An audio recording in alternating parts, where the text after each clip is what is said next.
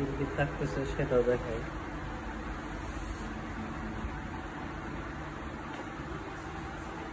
Unboxing শুরু করলাম।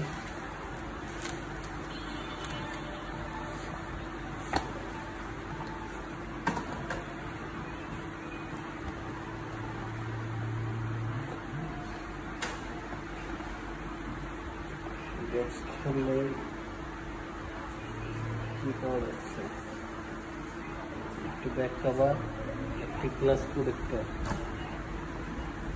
আর সেই কাঙ্ক্ষিত স্মার্টফোন। এখন পর্যন্ত দেখা হয় নাই যে এটা ডিজাইনটা কেমন হবে। খুলে আপনারাও দেখেন, আমরা দেখছি।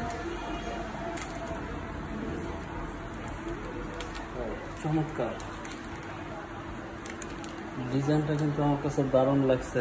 প্রাইসটা অনেক কম, প্রাইস করবে আপনার,